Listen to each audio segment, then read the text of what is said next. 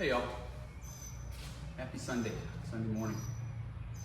I just finished mowing my yard, and I have used this wonderful new machine on several clients' yards over the last 3 weeks.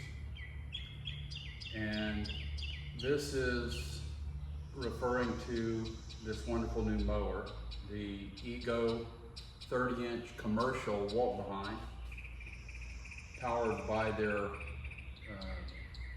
singular battery platform, the 56 volt. And of course, I think going from 2 amp hour all the way up to 12 amp hour in the ARC lithium platform battery. I purchased the 30-inch self-propelled commercial Ego mower online from Acme Tools, and it shipped, I believe, out of Grand Forks or Minot, North Dakota, or something. Anyway, in North Dakota. And I'm a fan of Acme Tools. I bought quite a bit of Milwaukee and now Ego from them, and some other stuff. And I like to actually walk in their brick and mortar locations and shop and touch and feel everything before I buy it. But this was just something that I'd seen a lot of hype around.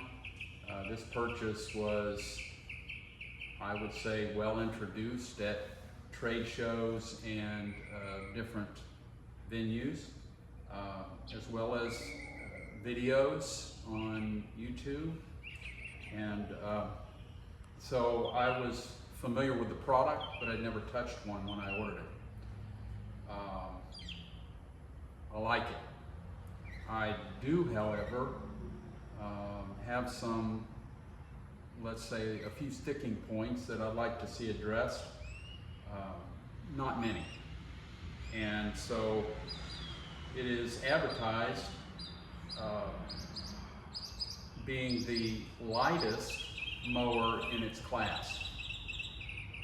I agree with that based on the couple I've had anything to do with.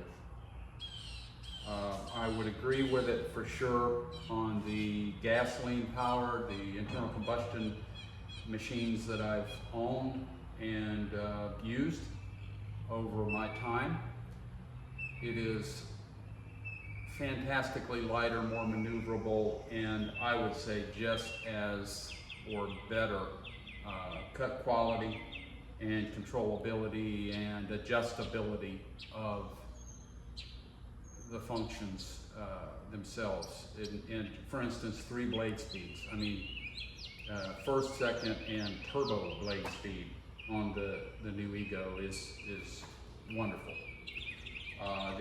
The adjustable speed by dial and turning the self-propulsion off, being able to turn that off when you don't want it on and for whatever reason. So the adjustability of the front and rear wheels being separate and not it being independent and not on one lever, I think is great, and it's super easy to do. So I just finished, and all I did was take the blower and blow it off. I will tell you that I have an acre here where I have my shop. There's another location with a lot more acreage, but this location is an hour. It's where I live, or sorry, an acre, and it's where I live. And it has all lawn. It doesn't have any sort of wild or natural areas. It does have gardens, and my house and my shop sits on it. So I would say I'm mowing about a half an acre. So there's about 50% of it under garden, trees, equipment, and concrete and structures, right? So it did very well. So I'm going to bring bring it in. I'm gonna blade change it. I bought 2 extra sets of blades, and I have them here now, and I'm quite impressed with the new blades even. They're Ego branded blades, and they're pre-sharp. I mean, they have an edge that you could shave with, and I'm impressed with that. And normally you get a painted blade and it's not really sharp. So this one, right out of the box, cut like awesome. So let me bring it in.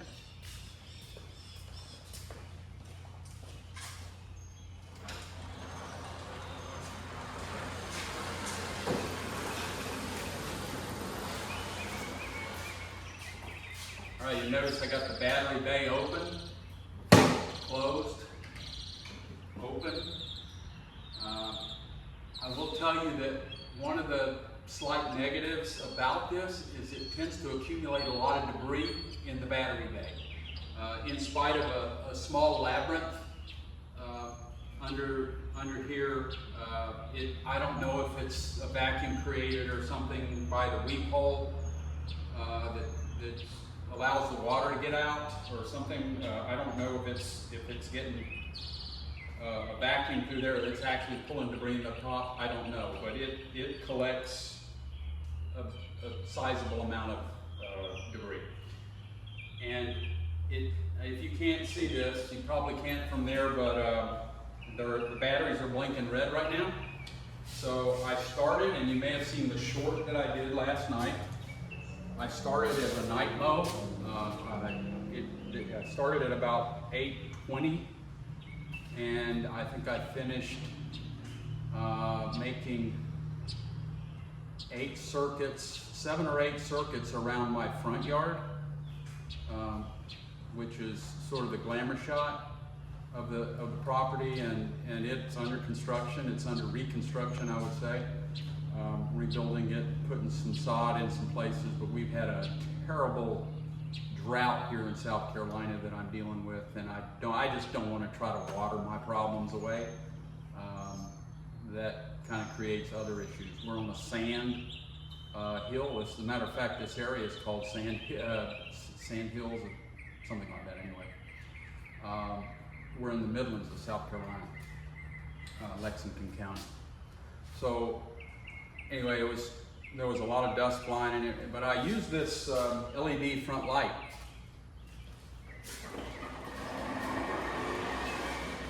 Right here. And it looks unassuming. It looks a little small, but it's illuminating basically the work area immediately in front of you, and actually out for quite a distance. If you saw the short, you saw the headlights on the traffic that was passing by on a couple of cars, and then my sign lit up, you know, and it lights up at dark or dusk or whatever. So it was dark, and you know, I couldn't see the line without having the light on. When I finished that, probably 35, 40 minutes of mowing, I started with fresh battery, there were fresh batteries. And I finished, and I did also a little 56-second walk around, just a visual. Published that as a short as well. And I had the LED light still on, and the mower was still on, the control panel was illuminated, and I just rolled it in the shop when I was done. And I just said, okay, I'm just gonna leave it on. It was down by 1 bar on the battery.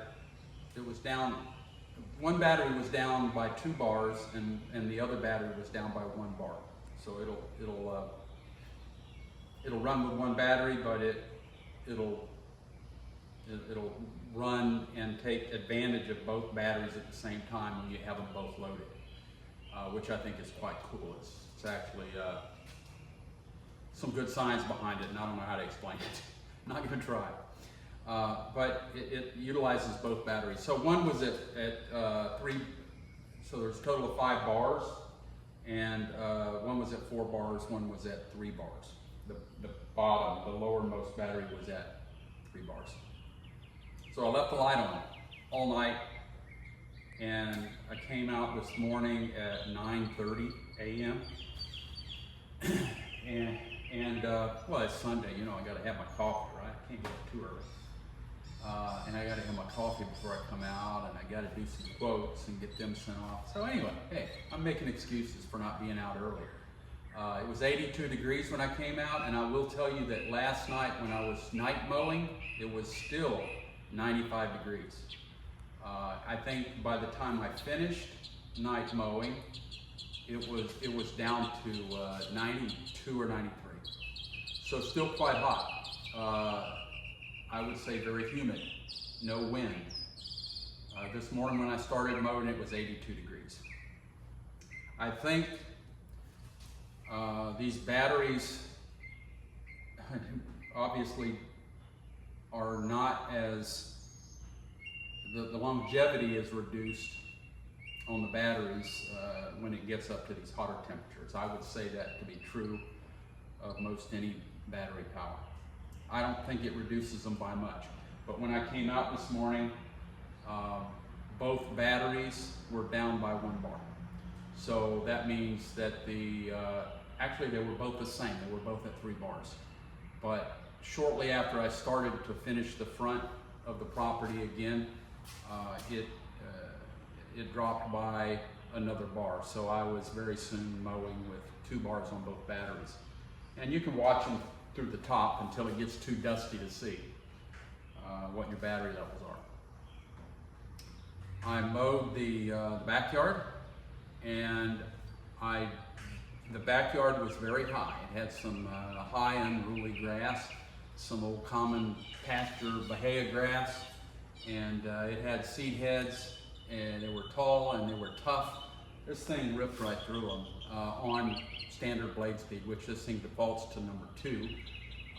But I worked in the front yard when I first started the night mow, speed number 1, just to see how it did. It did fine, but there were some of those Bahia seed stalks that were stubborn. I had to run over them again. But it did a very good job. And that's one of the reasons I'm changing the blades this morning, because I have these fresh blades. The blades on it, they're a little blunt. They're just, you know, they've got 3 weeks worth of cutting, which is probably a little too long for my liking, but I didn't have replacements. And another excuse, I didn't want to shut down.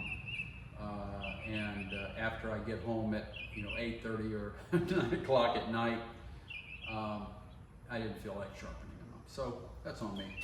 But the blades are in excellent shape, and I might show a video of changing the blades. Maybe it's short. But this is my assessment of the Ego, so I'm going to keep on going. I think the mower does excellent. The speed variety, the blade adjustability, the control platform, I think is great. The one thing that I guess the major thing that I have against the control platform is when you are maneuvering with it. And I know they put in the manual and they say in the videos from Ego that you should prefer to do long straight lines. Good luck with that if you're doing walk behind work. You know what? If I've got long straight lines, I'm not using a walk behind. I'm using a stand up or a sit down platform, or even my sulky Bobcat, or walk behind. I got a 48-inch Bobcat WB700, and it's a great machine. I'll use that if I've got those kind of conditions, long straight lines, right? It doesn't make sense to use if you're in the production business, which I am. Pike Ground Maintenance LLC needs to make money, not get exercise. Not just be out there on a walk behind battery power just because it's cool. I use this for because it's sized for certain properties. I do not put my large platform machines on, you know, little patches of zoysia that are on the side of a slope in a small front lawn that's got natural areas for, you know, an acre around it. I'm not going to just throw a big machine on that. And I inherit a lot of lawns, a lot of work, a lot of, you know, year-round business from people who are moving away from people who were doing that. They were putting their big sit-down 60-inch mower on a patch of grass that's not hardly big enough to turn it around in most instances. And they were just leaving torn up lines where they continually mowed over the same spot. And hey, do what you got to do to make money, guys, but that's just a recipe for ruining a perfectly beautiful zoysia or Bermuda or whatever centipede lawn on the side of a hill that never should have anything that heavy on it. So I don't even put my Bobcat on those, and I don't walk behind my Bobcat on those. This is the platform I have for that, and that's the reason we're doing this video. I think it's great. The thing I have against it is the way that this travel control is set up. If you're going to maneuver it, it's right in the way. It lands on your wrist if you've got it released, so no travel. If you've got it released, it's right on your wrist.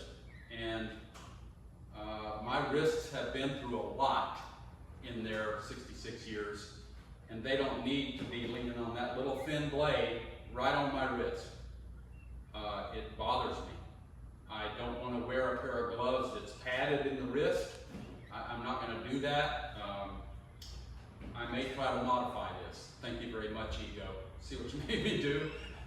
I love the platform. I love the machine.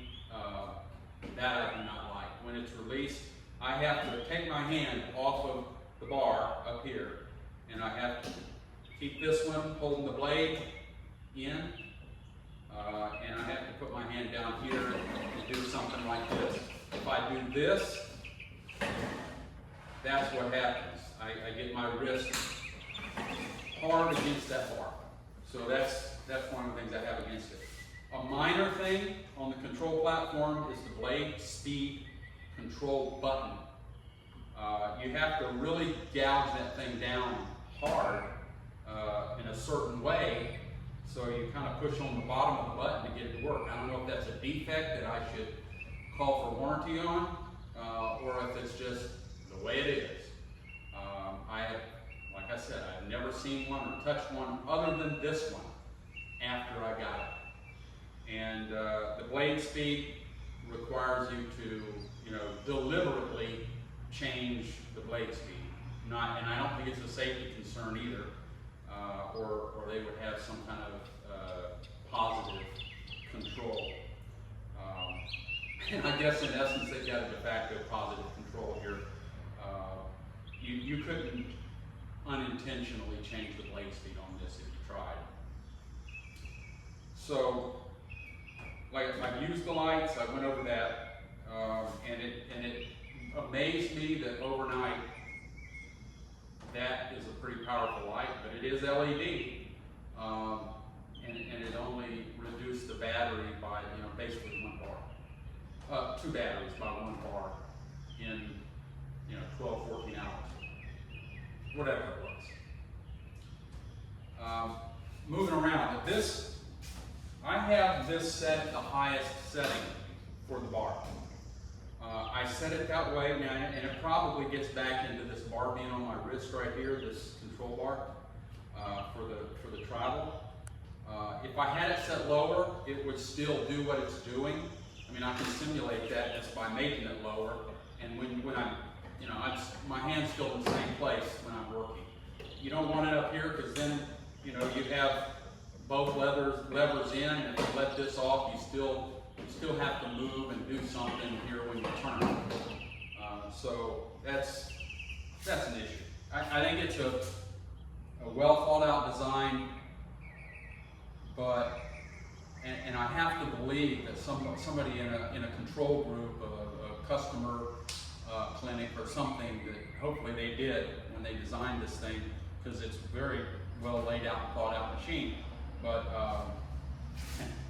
that should have come up. Somebody should have said something about it if they didn't, or if they did, somebody slipped up, because that's actionable. That's actionable feedback. And if they didn't get it from anybody else, they're going to get it from me when I fill out my survey. It's going to get a reduced score for that. Oops, hey. I don't think it's a big deal. I think more of these should be sold. I think they should be out of stock. I think they should be making a ton of them because they're a wonderful machine. But that's something that needs to be considered in the, let's say, an upgrade of the design, right? Not a redesign, but an upgrade of the design, a tweak. Putting another bin in that bar or something like that. Okay, not going to redesign it for you, but the next one that I buy of these, or when I come up to get another one to replace this one, I won't buy another one if that's not addressed. I mean, that's just the way I look at it. I told Bobcat that about and I was in a focus group with them. I told them that I would not buy another WD-700 unless it had a lever to lift the deck up. It's not uncommon, let's put it that way. It's not common, it's not uncommon to have a lever for that on a walk behind. And it's basically putting one on there is like, being on a stand on. You wouldn't want to have, you wouldn't want to not have that feature in a stand-on machine. And likewise, you don't want it on a walk behind either, a big walk behind like that. 4 deck pins, bend over and lift with some effort on each corner of that blade, or of that deck. That's not a cool thing. And I meant it. I told them that, and I've only got 250 hours on the one I have, so I'm not in the market again. But I haven't seen them put one on yet. Not that they've done a platform upgrade either, but I'm watching. So the next thing I want to just talk about it. I think I already talked about it. I want to finish my conversation. If I pull these batteries out, by the way, I love the way they release compared to now I have a 25-inch Greenworks, and I think it's an 82 volt 25-inch volt behind. And they call it a commercial machine, and it is kind of commercial. And now it's really lightweight. I wish this was as light as that one, but it's really lightweight. This one, the way the battery releases, I think is great. It's a positive on that one. And with my little bit of pain I get in my hands at this age, it's really hard for me to release the ones in the Greenworks. This one, it's a simple light press of the green button and it releases. You can see that's the situation. It finished, but it was ready to go flat. And as a matter of fact, I'll take them both out of the bag because I'm fixing to do a blade change, and we don't want any possibility of electrification of that circuit while we're changing the blades. Anyway, I blow those bays out. There's 2 bays in there, single bay, dual segments, or whatever you want to call it. I blew those out, and I blow those out basically every time I clean the machine off. And I clean it off. It's never had a wash. I just blow it off, and it really cleans easy. That's another positive that I meant to bring up. Right. So this thing, another positive during the mowing of wet grass. We're in a drought here. We haven't had a lot of water, but this thing really performs well in wet grass, and I mulch almost 100% of the time. I have had to, in extreme wet conditions, I have had to go ahead and bag to keep from skipping the lawn, skipping the mow. and it performs quite well. It doesn't bag as efficiently. You know, it'll leave chum on the ground for me to go over again to pick it up. But I don't know if it's a function of the blades or a function of it's wide open in the back. So there's no tunnel. It's just right into the bag, and it's even got it's got a deflector on the bag. It's, you know, you got your mulch plug here, but it's got a piece of metal in there that directs. It actually goes in. It's the only one I've seen like that, but it goes inside the deck and directs the material up as it comes off the blades into the bag, which I think is a sweet. It works very well, put it that way. But you do get efficiency reduction when the grass is really, really wet and really, really long. You would expect that, right? So it's not a complaint. I think it does very good in wet, long grass. Everything else is, you know, easy, no work for this thing. If it's just long, if it's just wet, if it's long and wet, that's when it works a little bit, and it does, I would say, better than most mowers, or all in this category. So I think the wheels are nice. The wheels have a good tread on them. It's not a big deal, but with the weight of these things, in a turn, they get, I don't know how to explain it, but right, you've got the traction on your blade arm, and you lift the front end. If you turn to the right, this thing's, I don't know if it's in like a differential lock situation, but when you turn it with the traction actuated, it's trying to jump. The mower physically makes noise and kind of jumps around the turn, and it'll tear grass. So I don't know if that's something that can be addressed or it's just operator error, but sometimes I have gotten used to it. If I'm making a 90-degree turn, or let's say more than a 60-degree turn, I don't just do light turns like this. I'll actually let off the travel and do a 90-degree or a 180. I don't try to do anything, you know, basically sharper than a 55, 60 degree without releasing the travel over. And you would expect to do that, so that's not a real gripe, but it's weird. But the thing gets great traction for as heavy as it is, and it is the lightest in its class. So I think it probably performs very well for the weight. The deck cleans very well. As a matter of fact, I haven't cleaned it, and I'm just going to flip it over and just have a look at it. You know, you think, well, this thing's going to be hard to move around. It's a 30-inch, but look at that. I mean, there's nothing in it, and I didn't clean it. There's nothing in that deck. Beautiful. And look at the blades.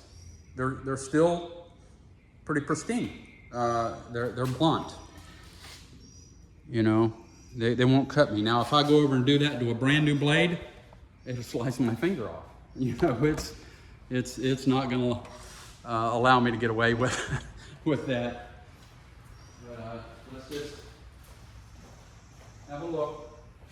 This is one set of two that I ordered, and let's see if you can see the part number and so forth. But two blades, and look at that edge. Wow. Yeah, I'm just saying that's really a nice tight edge, and I'm going to enjoy the mow a lot more when I change these.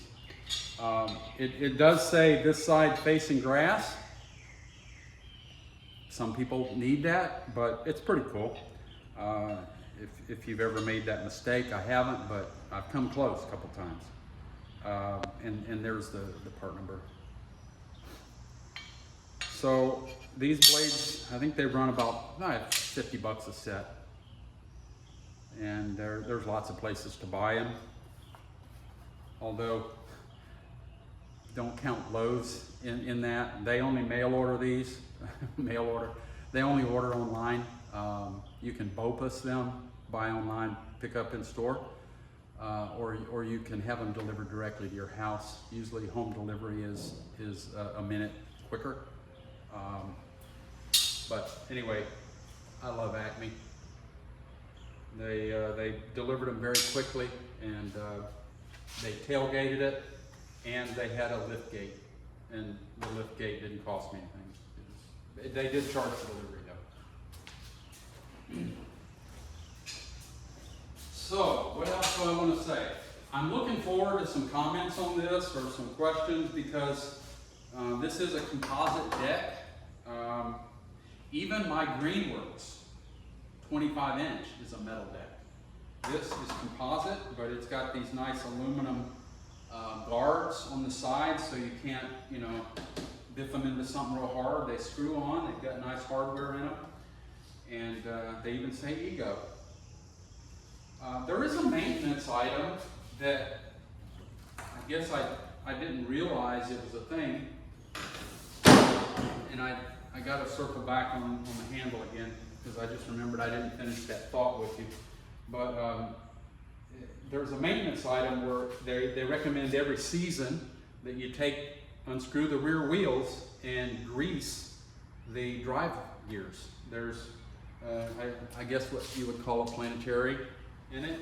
Maybe not a planetary, but a gear set that needs to be greased. And it was either removing the debris and re-greasing. I think, yeah, because debris can get in there, and they want you to get in there and at least clean it up and put a little grease back on it. Didn't expect that, but I will tell you that I have a symptom with my 25 inch, which is in my other building over here. It got put in the building when I got this. But there's still one place I'm going to use it on. Anyway, it has a symptom of, it has a delay before it engages sometimes, especially in like tight situation. It almost seems like it's got stripped gears or missing some teeth off of a gear or two, rather than having debris. But I'm going to take the rear wheels off a bit while I've got, since I've gotten this one, I'm going to see if that's the situation with that Greenworks, but we'll see. Right, I'm circling back to the handle. See, it's nice and tight now. The other day I was getting some movement, and the T-handle, if you want to call it that, this right here is very tight, and this one is now retightened. I thought I had them both tight, but the other day that one came loose, and I actually had to, it must have been 5 or 6 complete turns before it tightened down. I'd like to see those kind of more of a positive lock, and I know they're trying to weigh the difference between, okay, people fold these up to transport them or whatever, versus somebody that just sets them and forgets them, and that's the kind of me, because I've got that hitch rack that I bought from Only Ramps or Ramps something. I'll get that in another video, but I'm in the process of modifying that. But I always leave the handles up. I don't take the handle down. I'm sure at one point or another I'll do that, but I will always now, since I'm calibrated by an event, a loosening event, I'll be calibrated now that whenever I move that into the mow position from a stored position, I will make sure that thing's torqued down tight, by hand, of course. And I thought I had it tight, but if you get looseness, just check. And I had to turn it so much, I thought it might have been stripped, and it wasn't. It tightened up. It was just that loose. So Anyway, that's my assessment. Nobody paid me to make this video. I'm not sponsored by anybody. Ego, if you see this and you want to ask me some questions, ring me up or send me a message on this video and I'll give you my digits. I'm very cooperative. Bobcat, John Deere, and a couple of other ones have used me in customer forums or customer workshops. You know, I've gone to off-sites and done operational and technical reviews, and I've done 3D design peaks and all kind of stuff, and I think that's pretty cool. I enjoy doing it. This is all I do, and I'm supposed